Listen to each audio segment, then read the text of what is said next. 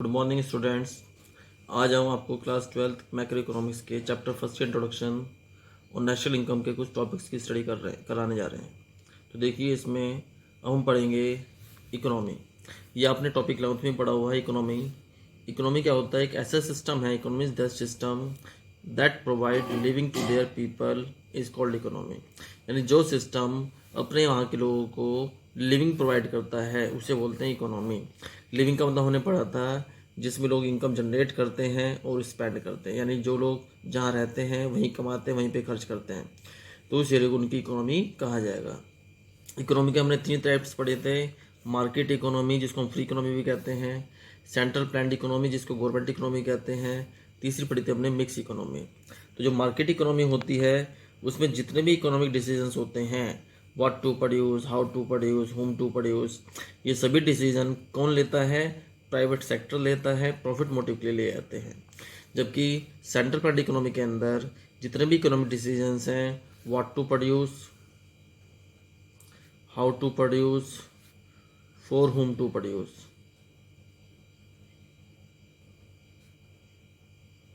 ये सारे डिसीजंस कौन लेता है?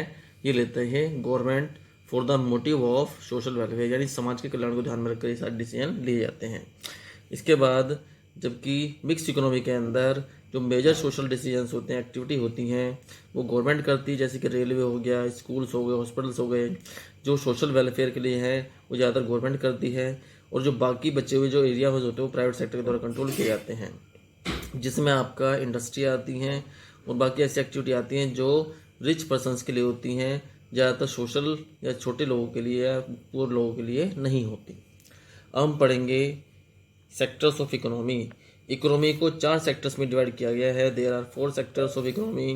फर्स्ट है हाउस होल्ड सेक्टर, सेकेंड है प्रोड्यूसर सेक्टर, थर्ड है गवर्नमेंट सेक्टर, और फोर्थ है आपका एक्सटर्नल सेक्टर। तो हाउस होल्ड सेक्टर क्या होता है? देखिए, हाउस होल्ड सेक्टर बोलते हैं परिवार को। परिवार क्या होता है इकोनॉमी के अंदर? Who consume goods and service, जो गुड्स और सर्विस को कंज्यूम करते हैं, एंड प्रोवाइड करते हैं factors of production to producer sector. यानी हाउस होल्ड सेक्टर कंजप्शन करते हैं गुड्स और सर्विसेज का, और फैक्टर्स ऑफ प्रोडक्शन को प्रोवाइड करते हैं। फैक्टर्स ऑफ प्रोडक्शन कौन से? जैसे कि land, labour, capital, entrepreneur to producer. यानी ये सारी चीज़ें एक परिवार के द्वारा ही प्रोड्यूसर को प्रोवाइड की जाती हैं। लैंड वो भी परिवार के पास होती है, लेबर वो भी परिवार के पास होती है, कैपिटल पैसा परिवार के पास होता है, एंटरप्रेन्योर जो मालिक है वो परिवार में से ही होता है। तो ये सारी चीज़ें हाउस होल्ड सेक्टर प्रोवाइड करता है आपका किसको? प्रोड्यूसर सेक्टर को प्रोडक्शन करने के लिए। उसके बाद सेकंड है प्रोड्यूसर सेक्टर या फर्म जो produce goods and services with the help of factors of production.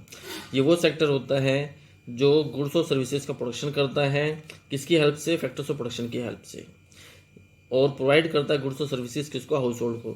यानी इसने परिवार से गुड्स और सर्विसेज, परिवार को गुड्स और सर्विस प्रोवाइड की, फैक्टर्स ऑफ प्रोडक्शन की हेल्प से बनाई उनको, और किसको प्रोवाइड कर रहा है? ये हाउस होल्ड को प्रोवाइड कर रहा है। इसके बाद तीसरा सेक्टर होता है गवर्नमेंट सेक्टर। ये जो गवर्नमेंट सेक्टर है ये कलेक्ट करता है tax from house hold and, मतलब हाउस होल्ड से, इंडस्ट्रियों से, फर्म से, ये आपका टैक्स कलेक्ट करता है, और उस पैसे को स्पेंड करता है डैम्स बनाने में, रोड बनाने में, हॉस्पिटल्स बनाने में, स्कूल्स बनाने में। तो ये सारा पैसा गवर्नमेंट कलेक्ट करती है टैक्स के रूप में, और फिर पब्लिक के वेलफेयर के लिए इकोनॉमी में खर्च करती है। इसके बाद फोर्थ सेक्टर होता है आपका एक्सटर्नल सेक्टर, जिसे हम रेस्ट ऑफ द वर्ल्ड भी कहते हैं। इसके अंदर through which we can export and import of goods and services for consumption production. ये वो सेक्टर है जिसके द्वारा हम गुड्स को एक्सपोर्ट करते हैं, विदेशों को माल बेचते हैं। एक्सपोर्ट का मतलब विदेशों को बेचना, और इंपोर्ट का मतलब विदेशों से खरीदना। जो विदेशों को बेचते और खरीदते हैं गुड्स और सर्विसेज कंजप्शन के लिए या प्रोडक्शन के लिए। आपके देश में अगर गुड्स कम है तो विदेशों से परचेज करेंगे, कंज्यूम करेंगे। गुड्स ज़्यादा हैं तो उसको माल बाहर बेचेंगे, सेंड करेंगे, और उससे इनकम जनरेट करेंगे। अब देखिए, इसके बाद आपका नया टॉपिक आता है स्टॉक एंड फ्लो। स्टॉक क्या होता है? देखिए, स्टॉक क्या है? It is the variable that is measured eight A point of time. यानी ये वो वेरिएबल होता है जिसे हम एक पॉइंट ऑफ टाइम पे मेजर करते हैं। जैसे कि वाटर इन ओवरहेड टैंक, आपकी टंकी में कितना पानी रखा है, उसे एक पर्टिकुलर टाइम पे आप उसको मेजर करेंगे। मनी इन बैंक अकाउंट, आपके अकाउंट में कितना पैसा रखा हुआ है उन्हें पर्टिकुलर डेट पर, जैसे 1 तारीख को मेरे खाते में 5,000 रुपये हैं, तो ये क्या है? एक पर्टिकुलर डेट पे उसका बैलेंस है।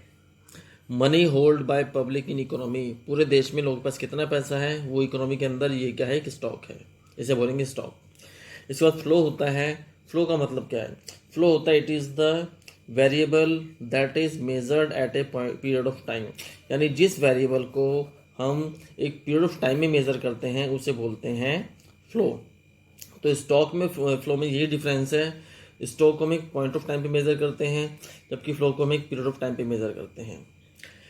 Like income earn by individual, अगर किसी व्यक्ति ने इनकम अर्न किया तो उसके पास पैसा आ रहा है, तो जो भी कोई चीज़ आ रही है, जा रही है, बढ़ रही है, घट रही है, वो फ्लो कहलाएगा। और जो एक फिक्स पॉइंट पे रखी है, फिक्स कंडीशन में रखी हुई है, उसे बोलते हैं stock.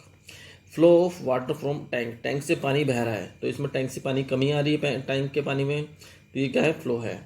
Production of goods, goods produce हो रही है, गुड्स की क्वांटिटी बढ़ रही है तो ये फ्लो है।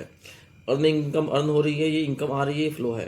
तो फ्लो का मतलब कोई भी चेंज होना किसी भी वेरिएबल में, और स्टॉक का मतलब उसमें फिक्स पॉइंट पे उसकी वैल्यू या उसकी क्वांटिटी कितनी है। अब देखिए फ्लो दो तरह का होता है। पहला है रियल फ्लो।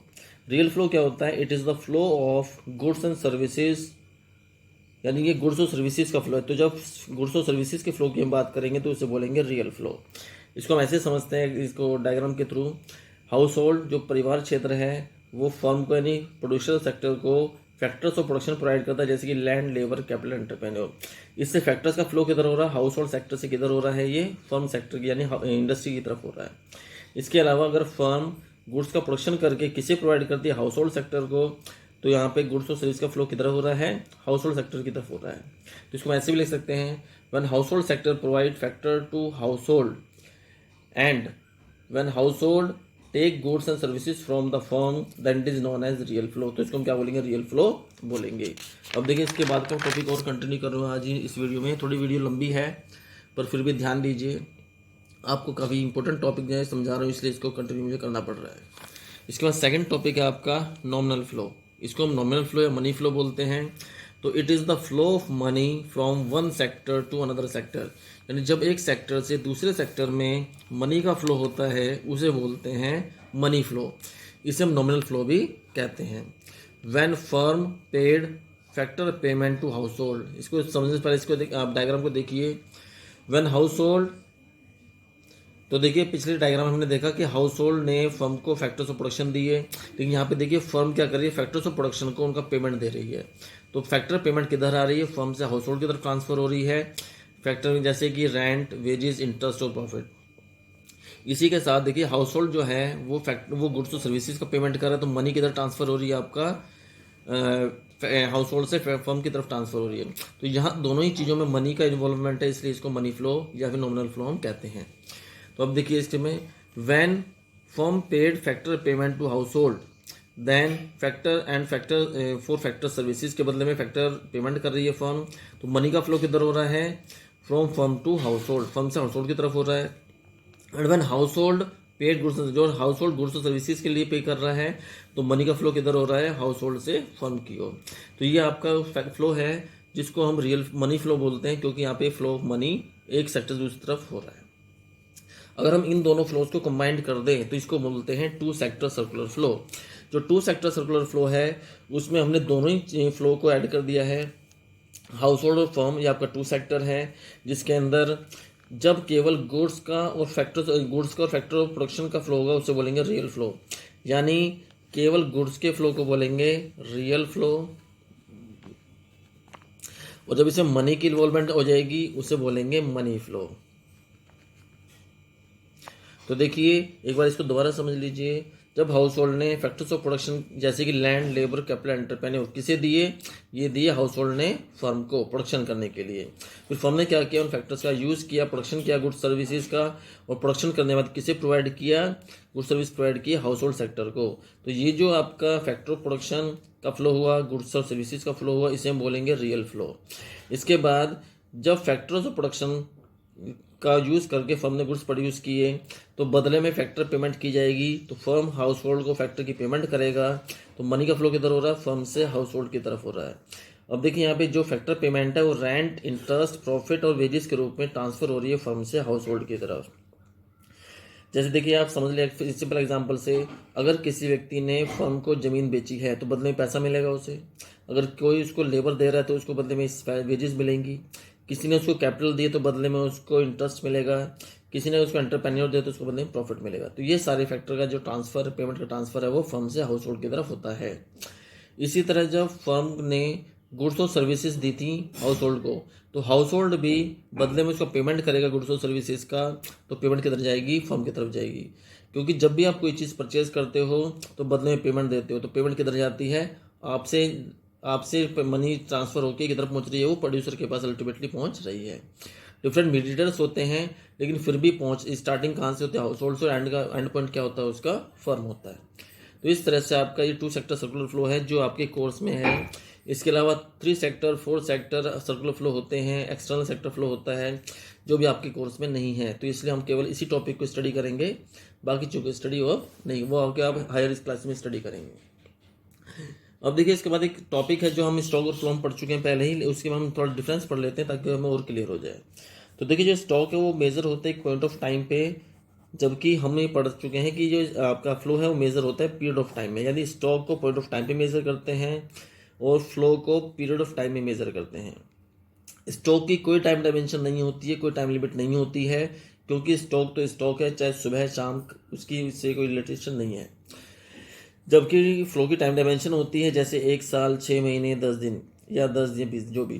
तो 1 साल का मतलब है कि आपने 1 साल में कितनी इनकम कमाई, 6 महीने में आपने कितना पैसा खर्च किया, 10 दिन में आपने कितना खाना खाया, कितनी सब्जी लाए। तो ये सारी चीज़ें कम या ज़्यादा हो रही है, प्रोडक्शन कितना किया आपने 10 दिनों में, या 2 दिन में आपने कितना पैसा खर्च किया, या 5 दिनों में आपने कितनी चीज़ें अर्न की। तो ये सारी चीज़ें आपका इंक्रीज या डिक्रीज हो रही है, इसलिए इसको हम क्या बोलते हैं? फ्लो बोलेंगे। इसका एग्जांपल है स्टॉक का, जैसे कैपिटल, फर्म के पास कितनी कैपिटल है, तो कैपिटल कितनी है वो फिक्स होती है, बार बार चेंज नहीं होती एक पर्टिकुलर पॉइंट ऑफ टाइम पे। जैसे मान लो फर्म के पास 1 अप्रैल 2020 को 1 अप्रैल 2020 को 1 करोड़ की कैपिटल है, तो इसे बोलेंगे स्टॉक। मशीन 20 मशीन्स हैं, तो ये स्टॉक है। बैंक डिपॉजिट में 10 लाख रुपए हैं, ये स्टॉक है। वाटर इन ओवर टंकी में कितना पानी भरा हुआ है, स्टॉक है। जबकि फ्लो में क्या होगा? एग्जांपल, कैपिटल फॉर्मेशन का मतलब होता है कि उसने कितना इन्वेस्टमेंट किया। यानी कि मान लो फर्म ने 20 लाख रुपए और इन्वेस्ट किए, तो फर्म की कैपिटल बढ़ जाएगी इससे, तो इसको बोलेंगे कि आपका फ्लो। इंटरेस्ट ऑन कैपिटल, अगर कैपिटल किसी से उधार ले तो उसको इंटरेस्ट पे करना पड़ेगा, तो उसे आपका डिक्रीज हो जाएगी कैपिटल, तो ये आपका एक तरह का फ्लो माना जाएगा। Flow of water from overhead tank, टंकी से कितना पानी बह चुका है, ये भी आपका फ्लो है, क्योंकि इससे टंकी का पानी कम हो रहा है। तो जब भी किसी से कोई क्वांटिटी डिक्रीज या इंक्रीज होगी तो उसको फ्लो बोलेंगे, और वो स्टैटिक है, अपने आप में फिक्स है, उसे बोलेंगे स्टॉक। तो इस तरह से आज ये वीडियो हम पूरा करते हैं, क्योंकि ये एक पढ़ने का इंपॉर्टेंट टॉपिक था जो ये आपके नेशनल इनकम में काम आएगा। तो अगर आपको ये वीडियो अच्छी लगी हो तो इसको लाइक और शेयर करना ना भूलें। ज़्यादा शेयर कीजिए, ताकि आपको और मतलब वीडियो को ज़्यादा से ज़्यादा शेयर कीजिए, लाइक कीजिए, ताकि आपको मुझे मोटिवेशन मिले और अच्छी अच्छी वीडियो बनाने का। तो चैनल को सब्सक्राइब कीजिए और बेल आइकन को प्रेस कीजिए, ताकि आपको नोटिफिकेशन टाइम टू टाइम मिलता रहे। इसलिए मैं आपको एक लास्ट में इसकी पूरी आपको पिक्चर प्रोवाइड करूँ, ताकि आपको और इजीली पूरा आप देख के आराम से समझ सकें। धन्यवाद। राधे राधे।